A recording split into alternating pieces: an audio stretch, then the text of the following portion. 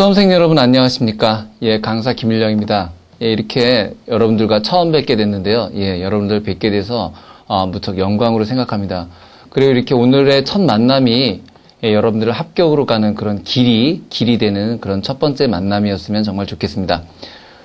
오늘부터 저하고 같이 이제 진행될 강의는 일임투자 자산 운용사에 관한 자격증 시험입니다.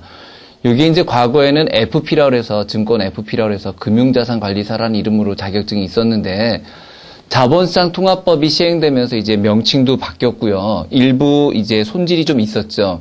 그렇지만 증권투자상담사가 굉장히 큰 폭으로 바뀐 데 비해서 이 일임투자자산운용사는 기존의 FP에 비해서 그렇게 크게 바뀐 부분은 없습니다.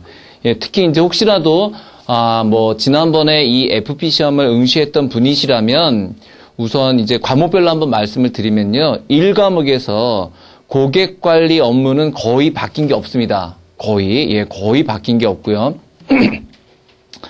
직무윤리의 용어가 좀 바뀌고요. 직무윤리에서 용어가 좀 바뀌고 그 윤리 기준 및 규제가 약간 개정이 됐습니다. 그래서 이제 그런 부분 제가 다 이제 좀 설명을 해드릴 거고요.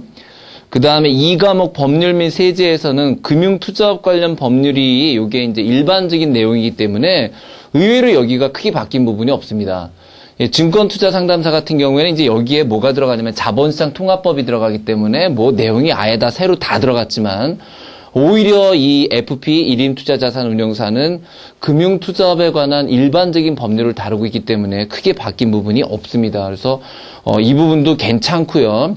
그 다음에 3과목으로 가게 되면은 여기도 마찬가지인데요. 3과목의 그 주식 채권 운용 및 투자 전략과 파생상품 운용 및 투자 전략은 거의 변경된 내용이 아예 없다 보셔도 되는데 문제가 되는 게 이제 뭐냐면 금융상품 비교 분석이거든요. 이 금융상품 비교 분석은 일단은 증권회사라는 이름 없어지고 그 투신사라는 이름이 없어졌기 때문에 상품도 일부 변경이 있습니다. 은행이나 보험 상품에는 변화가 없지만 이제 증권회사 상품이 금융투자회사의 상품으로 바뀌었고요. 집합투자 상품 이런 식으로 바뀌었기 때문에 그런 용어들 유의하시면서 공부하시면 되겠고요.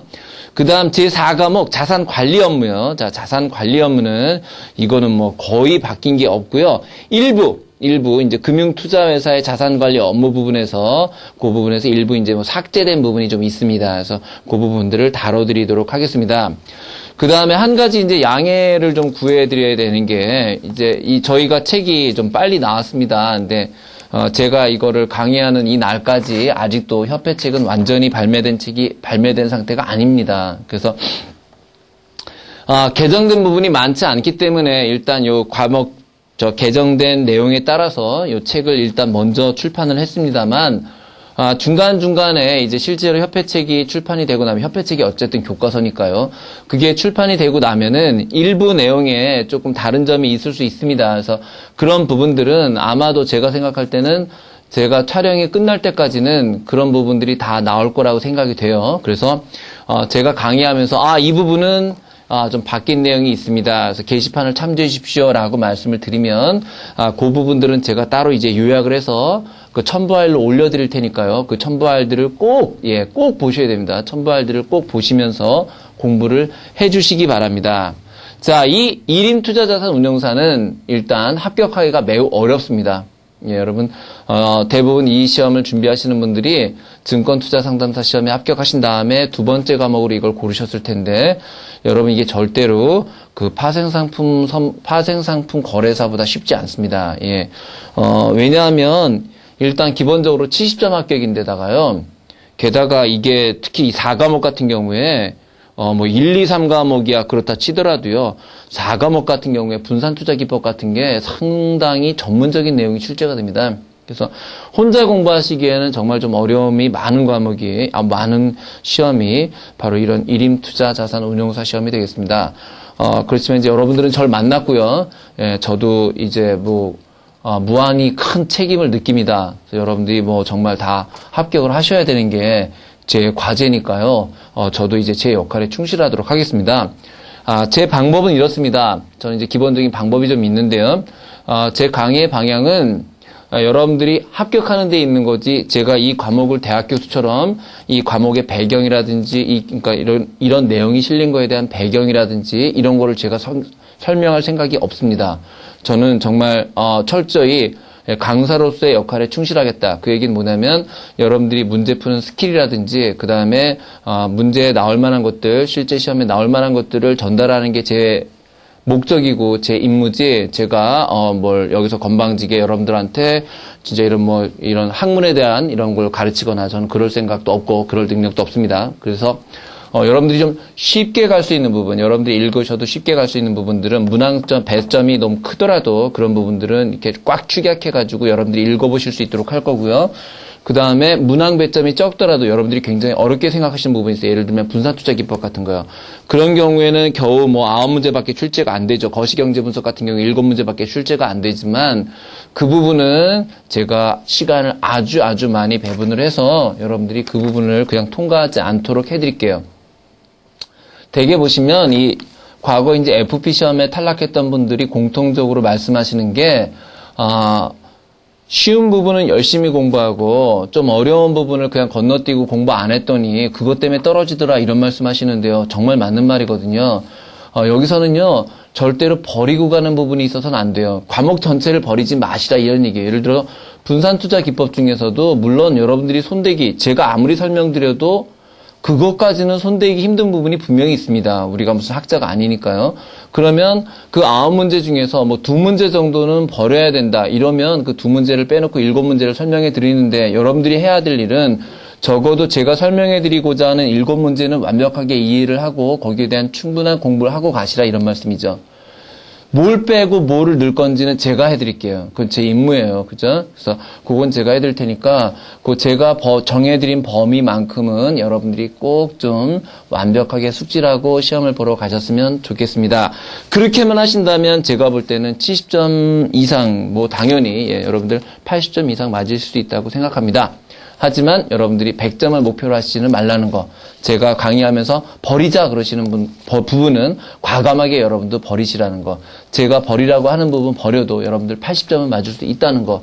요거 명심하시고요. 100점 합격할 필요 전혀 없습니다. 여러분, 70점이 제일 좋은 거죠. 솔직히 말하면. 70점이 제일 좋은 건데, 우리는 80점 정도를 목표로 하자. 이렇게 말씀드리고 싶습니다. 그 다음에 이제 오늘부터 바로 제 1과목 수업 들어가는데요. 1과목이 총 6개로 돼 있죠. 총 6개로 돼 있습니다. 재무설계, 고객상담, 고객성향분석, 개인신용관리, 개인위험관리, 직무윤리로 돼 있는데, 이 1과목을 총 3강으로 수업을 합니다. 총 3강으로. 그래서 오늘 첫 시간에 1강은요. 거기 재무설계부터 시작해서요. 재무설계부터 시작해서 고객상담, 그 다음에 고객 성향 분석. 제가 글씨를 잘 못 쓰죠. 그죠? 이해하셔야 돼요. 그죠? 고객 성향 분석. 요렇게 요 세 가지를 오늘 1강에 여러분들께 소개를 드리도록 하겠습니다. 배점은요, 각각 2점, 2점, 2점인데요. 대충 갑시다. 큰일 납니다. 여기는 배점이 적은 대신에 여기는 무조건 다 맞아야 되는 거예요. 제가 아까 80점으로 가자 그랬는데 여기는 6문제 중에 6문제 다 맞으셔야 돼요. 여기는 100점을 목표로 합니다. 자, 그러면 서론 길 필요 없겠죠. 바로 갑시다. 네, 바로 가시죠. 12페이지에 자, 재무설계부터 가겠습니다. 페이지 12. 재무설계부터 바로 가도록 하겠습니다. 자, 재무설계의 의 나와 있는데요. 삶의 목표를 달성하기 위해 됐습니다. 개념 여러분들 읽어보시고요. 거기 2번에 나와 있는 재무설계 전문가로서 가치 있는 고객 재무설계를 서비스하기 위한 염두에 둬야 되는 5가지 C 나와 있는데요. 이거 외우셔야 됩니다. 2번에 나와 있는 5가지 C 있죠? OC, 요거 외우셔야 돼요. 자, 클라이언트, 고객이란 뜻이잖아요. 그러면 고객이 우선돼야 된다, 그 뜻이에요. 클라이언트, 고객이 우선돼야 된다. 두 번째, 커뮤니케이션, 의사소통이 돼야 된다. 고객과 나 사이에 의사소통이 돼야 된다. 그 다음에 코디네이션, 협력이 이루어져야 된다. 고객과 내가 또 다양한 전문가끼리 협력이 이루어져야 된다. 그 다음에 컴피턴스, 전문가로서 전문적인 역할을 해줘야 된다. 그 다음에 커미트먼트 투 에틱스는 윤리 원칙을 지키라는 거예요. 여기서 윤리 원칙을 지키라는 것은 고객에 대한 뭐 무슨 사생활 침해, 인권 침해, 사생활 침해도 문제가 되는 거지만 내가 1인 투자 자산 운용사로서 고객에게 떳떳한 행동을 해야 된다. 그 얘기입니다. 그래서 여러분들 고객을 우선하라. 의사소통이 돼야 된다. 그다음에 전문가 간에 협력하라. 그리고 전문가로서의 자신감을 가지고 전문가로서의 역할을 수행하라. 그다음에 윤리를 지켜라. 요 5가지가 OC라는 거. 자, 첫 번째 나올 수 있는 문제입니다. 요거. 그다음에 13페이지 갑니다. 재무설계 2점. 자, 재무설계는 재정적으로 어떠한 위기에 처했는가를 장기적인 안목에서 바라보게 한다. 뭐 어떻게 영향을 미친다. 예, 쭉 한번 읽어보시고요. 재무설계의 편익도 마찬가지로 쭉 한번 읽어보십시오. 제가 그냥 읽어보십시오라고 얘기해드린 과목들, 그런 부분들은 시험지를 출제하기가 좀 애매한 부분들을 말하는데 이게 이제 시험에 되게 많이 반복이 됐잖아요. 아무리 문제은행식으로 돼 있다 하더라도 과거에 냈던 문제를 계속 똑같이 낼 수는 없기 때문에 이제 어떤 애가 참 어려웠다 그러면 그 해는 대부분 그동안에 나왔던 문제 대신에 좀 구석에서 나오는 거거든요.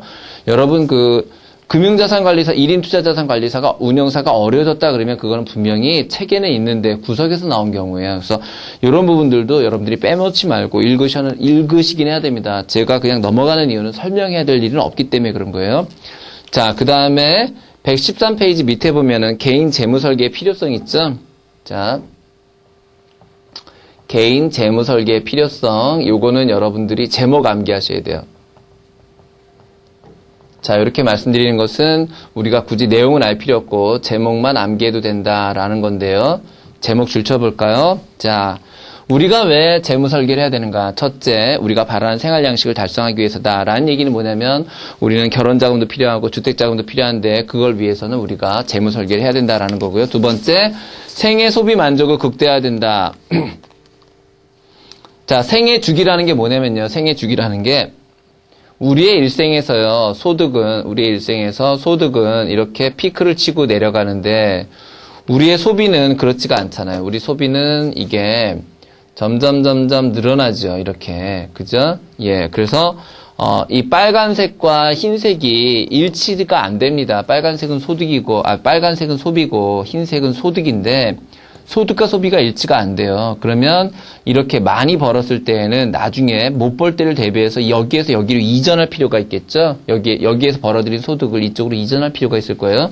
그런 게 바로 생애 주기에 따른 소비 지출의 흐름인데 그거를 골고루 고려해서 가장 만족스럽게 이걸 적절히 배분해서 자, 전 생애에 걸쳐서 아주 행복한 삶이 되도록 해야 된다라는 거고요. 세 번째, 미래의 불확실성을 대비해야 된다. 네 번째, 사회 경제적 환경이 변화되고 있다 그랬는데 그거 좀 볼게요. 그거 나온 적 있어요. 사회 경제 환경의 변화요. 자, 볼게요. 금융자산이 증대되고 있습니다. 그게 무슨 말이냐면 과거처럼 이 투자의 개념이 부동산이나 이런 것보다는 이제는 금융자산 쪽으로 가고 있다라는 거죠. 그래서 우리가 좋든 싫든 이제 주식 투자를 하거나 채권 투자를 하거나 파생상품에 투자하는 것은 이제는 옛날처럼 그냥 은행에 넣는 것만으로는 투자가 안 된다는 거죠. 왜냐하면 우리도 이제 선진국처럼 점점 제로금리 시대로 가고 있기 때문에 금융자산, 여러분들의 금융자산 앞으로 계속 늘어날 수밖에 없고 그런 금융자산을 잘 관리하려면 바로 이런 재무설계를 해야 된다. 그 뜻입니다. 두 번째, 금융상품이 매우 다양해지고 있고요. 세 번째로는 평균 수명이 연장되면서 아주 오래 살아야 되니까 오래 살기 위해서는 재무설계가 꼭 필요하다 이런 얘기입니다. 자, 그 다음에 14페이지 밑에 보면 개인 재무설계의 목표 있죠? 요것도 요것도 앞에 살짝 별표해 주시고요. 재무설계의 목표, 요것도 마찬가지로 제목이 출제된다는 거 알아두세요. 제목이 출제됩니다. 자, 그럼 나는 개인 재무 설계를 할 때 뭘 목표로 할 것이냐? 첫 번째, 소득과 부를 극대화해야 된다. 효율적 소비를 실천한다. 그다음에 재무 생활 만족을 발견하고 재무 안정감을 달성하고 노후 대비를 위해서 부를 축적한다. 여러분 지금 보시면 알겠지만 굳이 그 내용을 많이 꼼꼼히 읽어볼 필요는 없는 거고요. 제목이 뭐가 들어간지를 쭉 봐야 됩니다. 자, 그 다음에 진짜 별표 2개짜리가 나오는데요. 별표 2개짜리가 뭐냐면 바로 목표 달성을 위한 주요 단계입니다. 주요 단계. 자, 첫 번째, 전 생애에 걸쳐서 하라. 그죠? 자, 두 번째는 신용관리를 하라. 여기서 말하는 신용은요, 여러분들 진짜 뭐 무슨 대외적인 신용이 아니라 이거 대출 말하는 거예요, 대출. 그 다음에 위험을 관리하라.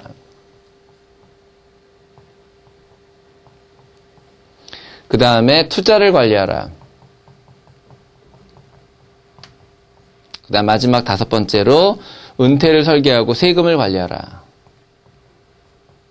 이렇게 5가지가 있습니다. 이 5가지 중에서 전생에 걸친 완벽한 재무 설계를 빼놓으면 전부 관리에 대한 내용이죠. 신용을 관리하세요. 위험을 관리하세요. 투자를 관리하세요. 세금을 관리하세요. 되셨습니까? 요걸 좀 알아두시기 바랍니다. 자, 이제 구체적으로 과정 한번 가겠습니다. 자, 개인 재무 설계 과정. 자, 첫 번째 뭐가 나와 있습니까? 고객 선정. 자, 설계안을 바탕으로 전문적인 기술 습득과 함께 인간적인 이해력을 성공적으로 결합하여 고객의 해결책을 제시하고 자신에게 맞는 고객을 선정한다. 그게 말이 되나요? 고객이 날 선정하지 어떻게 내가 고객을 선정하나요? 네, 그럴 수 있죠. 자, 여러분들이 이제 전부 금융투자회사, 즉 증권회사의 직원이 될 테니까 물론 이제 그 고객이 여러분을 선택하겠지만은 지금 우리가 공부하는 거는 단순히 주식을 매매하는 사람이 아니잖아요. 이해돼 있죠? 단순히 주식을 매매하는 사람이 아니라 여러분이 되시려는 것은 고객에 대한 토탈 재무 관리를 해주는 전문가가 되려는 거잖아요. 그죠? 자, 그러려면, 자, 우리 회사를 찾아온 고객이 나하고 정말 맞지 않을 수 있습니다. 그럴 경우에는 나보다 더 맞는 FP가 그분을 담당하시는 게 맞는 거죠. 그죠? 그래서 나하고 성향이 비슷하고 서로 정말 호흡이 잘 맞는 고객을 선정하는 게 중요하다는 거죠. 그죠? 자, 두 번째는 자신에게 맞는 고객과 전문적인 관계를 맺기로 합의했다면 계약을 체결해야 된다. 예, 그 다음에요. 즉, 고객을 선정했으면 당연히 이제 이 FP 계약을 체결하겠죠. 자, 계약을 체결한다. 자, 그 다음에 이제 넘어가 보시면은 이 계약 체결 단계에서 해줘야 될 게 있는데 이 계약 체결 단계에서 해줘야 될 게 이제 첫 번째 고객에 대한 자료를 수집합니다. 고객에 대한 정보. 고객 정보를 수집합니다. 그래서 거기에 보면은 뭐 인적 자료가 쫙 있고요. 질적 자료가 쫙 있는데 여기서는요. 여러분들이 뭘 공부하시냐면 양과 질을 비교하세요. 요걸 비교하세요. 예를 들어서 다음 중 양적인 자료가 아닌 것은 질적인 자료 하나 넣을 수 있거든요. 그래서 그거를 비교하시면 됩니다. 양적인 자료는 이건 객관적인 자료고요. 질적인 자료는 요거는 주관적인 자료들이 예를 들면 위험 인내 수준이라든지 투자 상품에 대한 과거 경험, 태도, 어려움, 태도 이런 것들은 전부 질적인 거죠. 왜? 객관적으로 측정이 안 되는 거잖아요. 이거는 객관적으로 측정이 되는 거, 이건 객관적으로 측정이 안 되는 거 그렇게 생각하시면 됩니다. 요건 객관, 요건 주관 이렇게 판단하시면 돼요. 자, 그 다음에 재정상태 평가인데요. 네, 이거 중요합니다. 이거 특히 재정상태 평가가 중요해요. 자, 여러분 지금까지 배우신 것 중에서 1번 문제로 나올 가능성이 가장 높은 게 이거예요. 이거 두 개요. 자산상태표 하고요. 그 다음에 니은에 나와있는 개인연금 수지상태표예요. 개인현금 수지상태표. 요거 두 개는 1번 문제로 출제될 가능성이 대단히 높습니다. 자, 자산상태표라는 게 뭐냐면요. 줄 쳐보실래요? 자, 재무상태를 나타냅니다. 자산상태표는 재무상태를 나타내는 개인 대차 대조표로 뭐가 나타나 있더라? 자산상태표에는 자산 및 내 재산 및 부채가 나타나 있다. 자산과 부채가 나타나 있는 게 자산상태표입니다. 그럼 개인 현금 수지는 뭐냐면 이건 현금의 유입과 유출을 말합니다. 현금이 들어오고 나간 거를 우리가 현금 수지 상태표라고 합니다. 됐죠? 그래서 요거 두 개는 꼭 나온다는 거 기억하시고요. 자, 이렇게 해서 1단계가 끝났으면 2단계는 이제 재무 목표를 선정합니다. 자, 이제 목표를 선정하는데요. 고객의 고객의 가치관을 파악하고 이에 일치하는 의사결정을 하는데, 자, 거기 우선 보셔야 될 게 재무 목표예요. 단기, 중기, 장기 있죠? 자, 목표에는 단기, 중기, 장기가 있다. 요거 구별하시는 거 연도 기억하십시오. 요거 1년이고요. 얘 1에서 3이고요. 얘는 3년 이상 되겠습니다. 요거 구분하시고요. 별표 하나 들어갑니다. 별표, 유의점이요. 자, 유의점은 별표 치셔야 돼요. 유의점 별표. 자, 요거 2번 문제 출제될 가능성 높죠. 요거 2번 문제 출제될 가능성 높습니다. 자, 첫 번째 뭐하라? 현실적이어야 된다. 그죠? 자, 로또 당첨돼서 타워팰리스 간다. 이거 안 되잖아요. 구체적이어야 된다. 그 다음에 측정 가능한 용어라는 게 무슨 말이냐면요. 막연하게 되면 안 된다라는 거죠. 그러니까 어떤 거냐면, 재무설계의 목표가 뭐죠? 행복하게 사는 거예요. 이러면 안 된다는 거죠. 그러니까 뭐 몇 세까지 몇 억이 필요하다, 뭐 이런 거죠. 그래서 구체적이고 측정 가능해야 된다라는 거고요. 그 다음에 우선순위가 있어야 된다. 뭐를 먼저 달성하고, 예를 들어 집을 사고, 자식들에게 상속해주고, 뭐 차를 사고, 그러면 그런 것들을 순서를 매기라는 거고요. 그 다음에 행동의 종류를 정해야 된다. 요거 뭐, 내기 너무너무 쉬운 거 아닙니까? 그죠? 자, 그 다음에 3단계에 접어들게 되면은 대안을 모색하고, 자, 내가 이제 이렇게 해가지고 목표를 잡았단 말이에요. 그러면은 그 목표 중에서 여러 가지 대안이 있을 거 아니에요. 1번 대안, 2번 대안, 3번 대안. 그럼 그 중에서 하나를 잘 고르고요. 그 다음에 그거를 실행한 것들을 다시 피드백해서 재평가하고 수정에 임하라. 됐죠? 나올 만한 거 찍어 드렸어요. 됐습니다. 자, 재무상태 평가표 작성 및 분석에 실제 가겠습니다. 18페이지입니다. 자, 자산상태표의 분석 볼게요. 자산상태표의 작성. 자산상태표는 오른쪽에는 부채를, 그 다음에, 부채를 항목별로 기록하고, 왼쪽엔 소유재산, 오른쪽에는 부채를 기록한다. 됐고요. 그 다음에 뭐 고정지출, 변동지출 됐고요. 안정성 지표 갈게요. 자, 거기 조심하세요. 18페이지 하단부입니다. 18페이지 하단부에 안정성 지표 갑니다. 자, 요건 공식을 좀 외우셔야 되는데요. 자, 외우기 쉽게 해드릴게요. 첫 번째 가계수지지표요. 자, 1번 가계수지지표. 수지라는 게 플러스 마이너스입니다. 플러스 마이너스. 그대로 가세요. 플러스 마이너스. 플러스가 뭐예요? 가계소득. 마이너스는요, 생활비. 자, 수지가 뭐라고요? 플러스 마이너스. 그럼 밑에 플러스 들어가고 위에 마이너스 들어가면 되겠죠? 이렇게 하면 이게 가계수지예요. 그 다음에 두 번째 비상자금 지표. 자, 여러분 있잖아요. 한 가지 요령이 있어요. 그게 뭐냐면 무조건 이렇게 공식의 이름 있잖아요. 공식의 이름. 이 공식의 이름은 무조건 위로 가게 돼 있어요. 진짜요? 네, 진짜요. 이제 보세요. 자, 밑에는 월평균 생활비나 소득이에요. 소득. 자, 월평균 소득이 되고 위에는 비상자금이니까 이건 금융자산이 돼요. 금융자산. 왜요? 자산이 자금이잖아요. 되셨어요? 그 다음에 세 번째 위험대비지표 볼게요. 위험대비지표. 이것도 마찬가지예요. 위험대비지표. 자, 소득 들어가고요. 그럼 위험에 대비하는 게 뭐예요? 위험에 대비하는 게 보험이잖아요. 그죠? 보험료가 들어가는 거예요. 자, 그 여러분들은 비상자금이 뭐다, 위험대비가 뭐다만 아시면 돼요. 왜냐하면 그게 바로 위로 들어가는 거니까. 그 다음에 자, 네 번째 보면 부채부담지표 있죠. 부채부담지표. 쉽다니까요. 왜냐하면 부채부담지표도 총자산이 있으면 이거 위로 올라가면 되죠. 총부채가 되죠. 됐죠? 안 어렵죠? 수지만 조심하면 되죠. 수지는 플러스 마이너스니까 플러스 마이너스. 됐죠? 수지는 플러스 마이너스. 비상자금 위로 올라가라. 위험 대비 올라가라. 부채부담 올라가라. 뭐가 어려워요. 그죠? 예. 게다가 여러분들은 주관식이 아니라 객관식이잖아요. 예. 저거만 잘 보시면 됩니다. 대개 이거 뒤집어서 내거든요. 자, 두 번째, 이제 성장성 지표 볼게요. 자, 성장성 지표 첫 번째, 저축 성향. 자, 이제 저하고 공부하시는 여러분들은, 뭐가 위로 갈지 알죠? 당연히 저축이에요. 그죠? 이건 가처분 소득. 선생님, 가처분 소득이 뭔가요? 예, 가처분 소득 볼게요. 가처분 소득은요, 명목소득에서요, 세금을 뺀 거예요. 이게 가처분 소득이에요. 아니, 그게 무슨 말이죠? 제가 있잖아요. 제가 만약에 한 달에 100만 원을 번다고 합시다. 한 달에 100만 원을 버는데, 저는 이제 자영업자로 등록이 돼 있어요. 자, 자영업자인 제가 100만 원을 벌어서 100만 원을 다 써버립니다. 매달 확확 써버려요. 자, 이렇게 확확 써버리면, 저는 이제 내년 5월에 큰일 나죠. 왜냐하면 5월 달에 종합소득세 신고를 해야 되는데 낼 돈이 없어지잖아요. 그럼 저는 평상시에 월급을 받을 때, 제가 이제 월급이 아니라 이렇게 여기서 받겠지만, 자, 이런 강의를 받고 이럴 때, 저는 이걸 다 쓸 수 있는 게 아니죠. 이해되시죠? 다 쓸 수 있는 게 아니죠. 만약에 제가 받는 거에 10%가 세금이라면 나는 10%를 떼어놓고 90만 원만 썼어야 되죠. 이렇게 내가 받은 돈이 100만 원이고 나중에 내야 될 세금이 10만 원이라면 가처분 소득은 내가 받은 소득 100만 원에서 세금 10만 원을 뗀 90만 원이 바로 가처분 소득이 됩니다. 됐죠? 예, 뭐 이해 못 하실 거 없죠, 뭐. 예, 그럼요.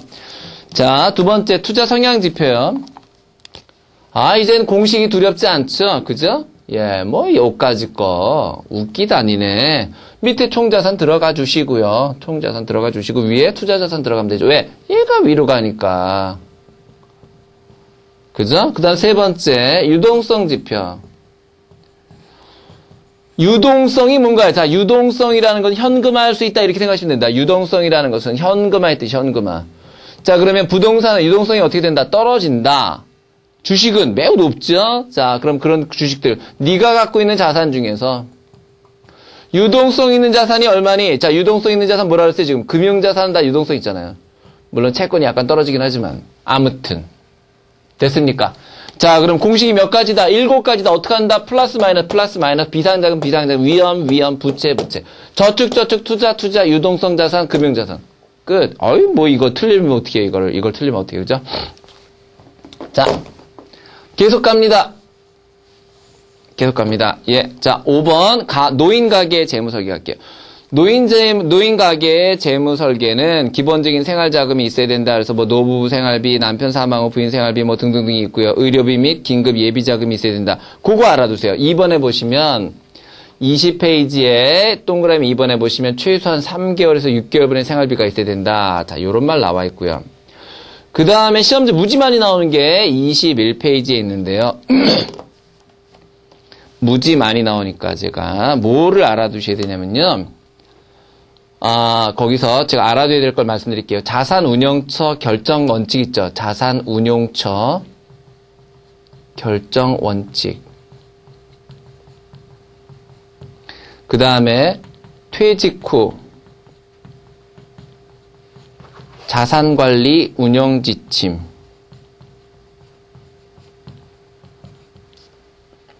요거요. 특히 요거 꼭 명심하세요. 1번 줄치세요. 명확한 목표의식. 2번 안전성을 가장 먼저 고려한다. 이게 제일 중요해요. 왜? 노인이니까 안전성을 가장 먼저 고려한다. 그 다음에 3번 유동성 높인다. 4번 월 이자 지급식 상품을 사용하라. 그 다음에 보험을 활용하라. 부채를 당연하죠. 부채를 최소화해야 되고, 그 다음에 절세 상품 활용하라. 상속 계획을 미리 세우고 실행하라. 됐습니까? 예, 그래서 요거 퇴직 후 자산 관리 운영 지침 요거는 출제 가능성 진짜 높다는 거 꼭 기억해 주시기 바래요. 자, 이렇게 해서 우리가 1단원 끝냈습니다. 1단원 끝냈고요. 이제 2단원 한번 가볼게요. 고객 상담론 가겠습니다.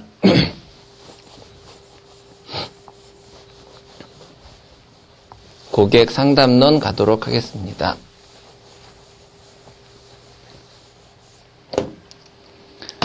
자, 재무설계 상담 목표의 설정부터 시작한다. 읽어보시고요. 예, 넘겨보세요. 고객 상담의 의, 능력, 신뢰 읽어보시고요. 자, 25페이지 상담의 기본 방법 여기입니다. 바로 어디 가지 마세요. 여기에요. 여기 바로 나올 만한 건 바로 여기에요. 여기. 자, 여기 있네요. 자, 25페이지부터가 중요한 거예요. 25페이지부터. 자, 뭐라고 되어 있어요? 1번 경청. 어이구, 그렇습니다. 자, 경청부터 잘 알아두셔야 됩니다. 자, 경청. 경청이란 잘 듣는 거예요. 한마디로 얘기하면 경청 잘 듣는 거. 자, 효과 줄쳐놓으세요. 효과. 공감적 경청, 냉철한 경청 됐고요. 효과 줄쳐놓으세요. 자, 내가 열심히 들어주는 것은 내담자가 오신 고객입니다. 고객이 자신의 생각을 자유롭게 표현할 수 있게 해주고, 그 다음에 고객 스스로 자기가 뭐가 문제가 있는지 탐색할 기회를 부여하죠. 그죠? 보시면요, 여러분, 뭐, 여담이지만, 강호동의 무릎팍도사 보면은, 강호동 씨가 상당히 경청을 잘해요. 그죠? 그 유재석 씨도 참 경청을 잘해요. 근데 진행을 잘 못하는 그런 진행자들 보면 되게 경청을 안 하는 거예요. 그래서 이게 진행자는 똑같아요, 사실은. 그죠? 우리가 이제 고객을 대상으로 하는 우리가 FP로서 이 역할을 충실히 하려면 잘 들어야 돼요. 제일 기본은 잘 들어야 돼요. 그래야 잘 들어줘야 그 사람이 자기의 생각을 표현하고 자신의 문제도 스스로 찾아낼 수 있더라.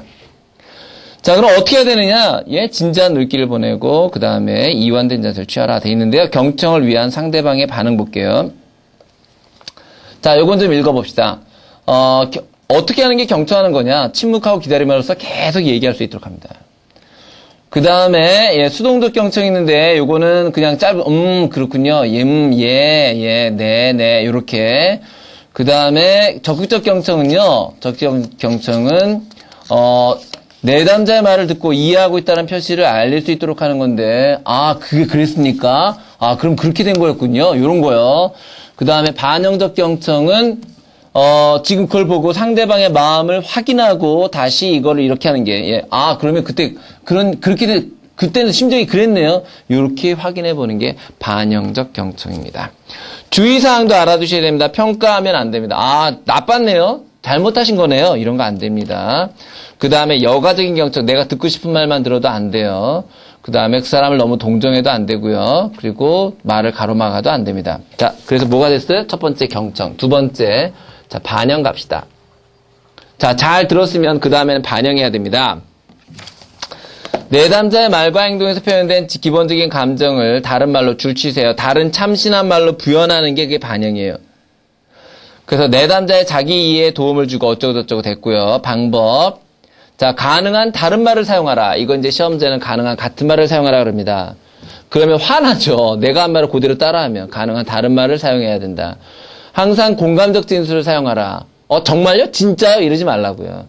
그 다음에 핵심적인 것을 찾아서 그 사람이 정말 이야기하는 것 중에 핵심적인 것을 찾아라. 정확하게 이해하라. 그죠? 주의사항 그대로 따라하지 마라. 그 다음에 요렇게 딱 내가 그 사람의 심리 상태를 알아보고자 하는 적절한 시기를 선택하라. 됐죠? 오케이. 자, 그 다음 세 번째, 명료화. 자, 들었어요? 내가 그거를 반영하면서 막 이제 일체화가 돼 공감을 해요? 그 다음에 세 번째 해야 될 일은 명료화입니다. 세 번째 해야 될 게 명료화예요. 명료화. 자, 명료화는 뭐냐면, 그 사람이 쫙 얘기하면, 그래요. 예. 그러면, 당신이 갖고 있는 문제점 바로 이거군요. 요게 명료해요. 그럼 당신이 지금 하고 싶은 것은 이런 거군요. 요게 명료해요. 요게. 자, 그 다음에 직면. 자, 이건 문제에 맞부딪혀라 이런 건데요. 내담자가 모르고 있거나 인정하기를 거부하는 생각과 느낌에 대해서 주목하는 거를 말한다 그랬는데요. 그럼 고객님의 문제점은 지금 제가 볼 때는 이제 콕 집는 거예요. 예, 그러면 지금 너무 위험을 회피하고 계시느라고 수익률이 안 나는 거군요. 너무 지나치게 소극적이신 거군요. 이런 식으로, 자, 내담자가 그 고객이 인정하기 싫어하는 부분을 콕 찍어주는 게 그게 이제 직면입니다. 이거는 반드시 신뢰감이 형성됐을 때 해야 돼요. 그 사람이 나를 믿지 않는데 걷다 대고, 그런 거군요. 당신이 좀 이상하군요. 이러면 안 된다 이거죠. 그 다음에, 자, 이제 다섯 번째가 바로 해결이 되죠. 이거 뭐 완전 무릎팍도사랑 똑같잖아요. 잘 들어주고, 고개 끄덕거려주고, 요거군요. 그 다음에 상대방이 싫어하는 걸 콕 집어주고, 상대방이 정말 생각하기 싫은 부분 있죠. 그거 딱 집어주고, 거기에 대한 해결책을 제시해야 되죠. 됐습니까? 자, 그러면 넘겨보시면 28페이지에 상담 초기, 상담 중기, 상담 후기 나와 있는데요. 뭐가 어디에 속하는지 꼭 기억하십시오. 상담 초기에는 요게 초기, 요거 두 개가 초기. 그죠? 그 다음에 명료와 직면, 요게 중기. 그 다음에 요게 맨 마지막 후기가 된다. 이렇게 분류도 알아두시기 바랍니다. 자, 재무상담을 위한 의사소통 기법 갈게요. 자, 환경, 송신자, 수신자, 메시지, 채널, 여과 등등등이 구성 요소다. 예, 제목만 알아두시고요. 효과적 의사소통에는 언어적 의사소통. 예, 언어적 의사소통이라는 것은 말로 하는 걸 말하고요. 네, 이런 거고요. 비언어적 의사소통은 뭐 눈을 마주친다든지 끄덕거린다든지 뭐 화나 미소를 지어준다든지 뭐 이렇게 정말 보세요 여러분 그 사람이 얘기하고 있는데 해봐 이거 아니에요. 그죠? 그렇군요. 뭐 이렇게 박수를 쳐준다든지 이런 것들 그런 것들이 바로 비언어적 의사소통이 되겠고요. 자, 효과적 의사소통이 요거 별표예요. 효과적 의사소통의 지침 별표.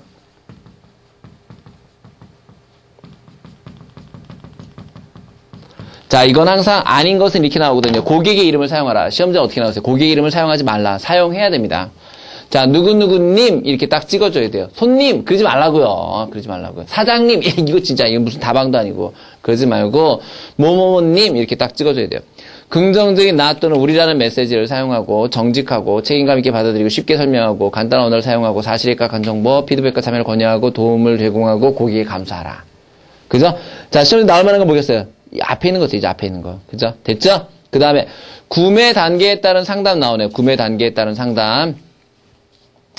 자, 구매 단계에 따른 상담은 구매 전 상담과 구매 시 상담, 구매 후 상담으로 나눠진다. 이게 중요해요. 다시요. 구매 단계에 따른 상담에는 뭐뭐뭐가 있다고요? 예, 구매 전, 구매 시, 구매 후가 있다. 자, 구매 전에는 뭘 원하는지를 파악하라. 그죠? 뭘 원하는지를 파악하라. 그 다음에 원하는 것에 대한 정보를 제공하라. 그래서 특히 요 3번 조심하세요. 상담원의 자사의 상품에 대한 정보만 갖고 있으면 된다. 그러면 안 된다는 거죠. 우리 회사 상품뿐만 아니라 다른 회사 상품에 대한 정보도 제공해 줄 수 있어야 된다. 됐죠?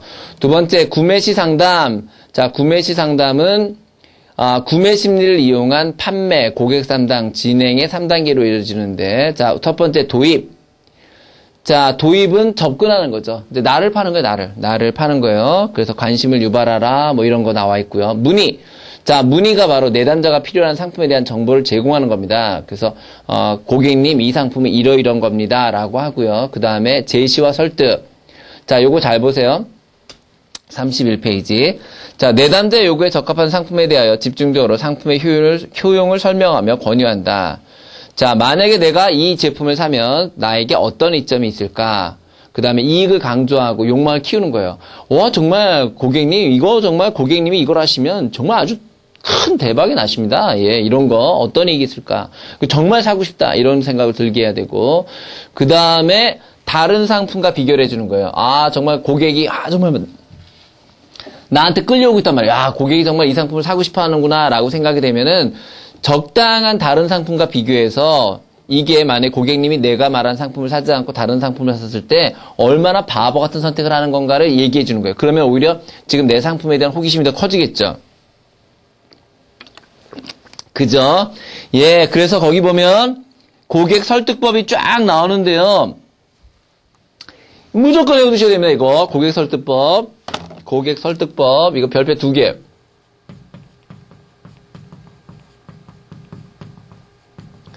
이거 무조건 외우셔야 돼요. 자, 이익 설득법, 이익을 강조한다. 사실 검증 설득법, 실제를 비교해준다. 사실 인용, 사례를 인용한다. 점진적 유도, 단계적으로 한다. 결과 지적, 결과를 비교해준다. 손님이 사시면 이렇게 되고, 사지 않을 땐 이렇게 된다. 근데 사지 않을 때 좀 과장해, 어쨌든, 그렇게. 그 다음에, 냉각해서, 자, 고객이 무관심한 경우에, 뭐 계속 이럴 수도 있잖아요. 그래서요. 이럴 경우에는 시간을 두고 다시 설득을 하고, 그 다음, 고객님 너무 센스 있으십니다. 너무 정말 재테크 감각이 뛰어나시네요. 이렇게 막 띄워준 다음에, 그러니까 이걸 사시죠. 이렇게. 고객님 같은 분이 이걸 사셔야 됩니다. 이렇게. 자, 그 다음에, 비판 긍정 설득법. 자, 비판은 뭐냐면, 그런데 당신 회사는 이러이런 점이 있잖아. 이 상품, 이러이런 위험한 점이 있는 거 아니야? 예, 맞습니다. 고객님 말씀이 맞습니다. 정말 고객님은 아주 탁월한 상품 능력이 있으시고, 그렇다면 이거에 대한 불안이 있으시면 이 상품은 어떠십니까? 정말 고객님처럼 이런 부분을 우려하시는 분들은 이런 게 맞지요. 라고. 이렇게. 자, 그 다음에 고객 참여, 고객의 아이디어를 첨가하게 함으로써 우월감을 자극한다. 근데 말이에요, 이런 상품은 이런 게 좀 들어가면 좋을 것 같지 않아요? 그럼, 예, 그렇습니다. 그런 걸 첨가하면 정말 제가 그 생각을 못했네요. 예, 요렇게. 그 다음에 보증 설득법. 저희 회사가 어떤 회사입니까? 이런 거고요. 인내적 설득법, 대상 고객에 지속적으로 설득을 합니다. 자, 이게 다 끝나면 그걸 뭐라 그래요? 종결이라고 합니다. 종결. 자, 종결 시에도요. 종결 시 줄쳐놓으세요. 내담자의 구매 신념을 확인하고 구매 결정을 격려합니다. 자, 그럼 이런 거죠. 자, 그럼 오늘 계좌를 개설하실 거죠? 요거예요. 자, 그럼 오늘 계좌를 개설하실 거죠? 정말 잘 선택하셨습니다. 요렇게요. 요게 바로 종결입니다. 됐죠? 넘겨보시고요. 고객상담 기술 가겠습니다. 재무상담제가 취해야 될 태도와 취하지 말아야 될 태도인데요. 시험제는 취하지 말아야 될 태도가 시험에 나옵니다. 먼저 가정하거나 단정 지으면 안 됩니다. 자기가 무슨 점쟁이라고 주식하다 많이 망하셨네요. 이러지 말라고요. 이러지 마세요. 그 다음에 뭐 하겠다고 하는데, 고객님, 하지 마세요. 예, 그거 안 돼요. 하지 마세요. 이러지 말라고요. 그죠? 그거랑 비교라는 게, 그러니까 예를 들어서 다른 상품을 지금 하고 계시단 말이에요. 저 지금 주식하고 있는데, 주식하지 마세요. 그러지 말라고요. 그 다음에, 왜요? 그러지 말고, 다른 표현을 써라. 그 다음에, 제 과거에 손님하고 똑같은 분을 만났는데요. 손님처럼 그렇게 하다 망했거든요. 이러지 말라고요. 그죠? 그 다음 상투적 표현. 그 사람이 봤을 때, 저 영업사님은 뻔히 쓰는 말들. 그죠? 그런 거 쓰지 마라. 그죠? 정말 손님에게 딱 이런 말 쓰지 말라고. 이런 말 쓰지 마라. 그 다음에 충고보다는 적절한 질문. 스스로 깨닫게 해야 돼요. 손님 너무 무식하시네요. 그러지 말고, 손님 만약에 그 방법은 이러이러한 문제점이 있지 않을까요? 이렇게 질문을 던져라. 자, 고객과 만나기 전에 됐습니다. 본 상담의 대화법, 자세, 고객에게 주목하라.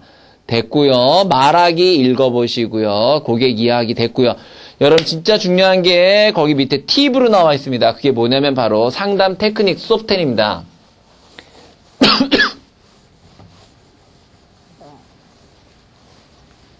자, 그거 별표요.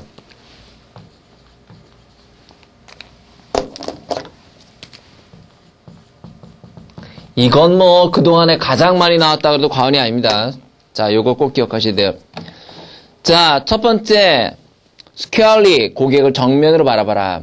그 다음에 open 개방된 자세를 취해라. forward 고객 쪽으로 몸을 숙여라. 그 다음에 total 완전히 몰두하라. eye 눈을 보고 이름을 불러라. 그 다음 nodding 고개를 끄덕거려라. 그게 수업 10입니다. 뭡니까 이게 바로 상담의 테크닉입니다. 상담의 테크닉. 자, 요 5가지 6가지죠. 요 6가지 꼭 기억하시고 하세요. 자, 그럼 이제 요 1강의 마지막 부분 보죠. 효과적인 고객 상담을 위한 요령. 자, 단어 선택에 유의하라, 반응에 유의하라, 뭐 돼 있고요. 자, 거기서 중요한 건 뭐냐면요. 거기 3번에 나와 있는 유형별 상담 방법이에요. 요것도요. 요것도 굉장히 많이 나와요. 유형별. 자, 요거 보셔야 돼요. 자, 결정형 고객. 결정형 고객은 굉장히 자기가 딱 결정력이 뛰어난 사람이에요. 그 사람에게는 날 낮추고 상대방을 높이셔야 돼요. 그 다음에 불친절한 고객에게는 아무리 고객이 불친절해도 끝까지 충분히 친절하게 대합니다. 그 다음에 의심이 많은 고객은 자료를 통해서 논리적으로 설득합니다. 충동형 고객은 이 사람이 진짜 지를까 안 지를까 잘 보고요. 그 사람이 그렇게 되도록 인내심을 갖고 기다려야 됩니다. 유유부단형. 자, 고객 계속 근데 이러기도 하고 확실하게 그럴수록 확실하게 약간 단정적으로 얘기를 해드리고요. 그 다음에 비사교형 고객, 아주 그 사회성이 떨어지는 고객 있죠? 그 사람들도 참을성 있게 기다리고, 그 다음에 굉장히 여러 가지 말도 많고 이런 사람들 같은 경우에는 친근감이 있게 돼야 돼. 본론으로는 빨리 들어가고요. 그 다음에 독설, 계속 비난하는 사람 있죠? 자, 그 사람한테는 계속 인내심을 가지고 냉정하고 흥분하면 안 된다는 거예요. 그러니까 손님 나가! 이러지 말라고요. 그 다음에 직선형 고객. 직선형 고객은 뭐냐면 직설적인 고객 있잖아요. 딱 그런 사람에게 요점만 설명하라. 됐습니다. 자, 이렇게 해서 우리가 오늘 첫 강의를 무사히 마쳤습니다. 어떻게 첫 강의 이해 못하실 만한 부분은 없었죠? 그죠? 무난하게 잘 따라오셨으리라고 생각이 됩니다. 잘 하셨고요. 이제 다음 시간에 이제 고객 성향 분석도 나갈 텐데요. 그 부분 오늘 배운 부분 잘 복습하시고 제가 외우라 말씀드린 부분은 이때까지 그동안 시험에 아주 많이 출제됐던 거니까 그거는 외우시고 그다음에 그냥 이렇게 쭉 읽어보시라고 그랬던 부분은 읽어보시면 되겠습니다. 자, 첫 단추를 잘 꿰야지 마지막까지 잘 가겠죠? 오늘 복습 잘 하시고 다음 시간에 뵙겠습니다. 여러분 수고하셨습니다.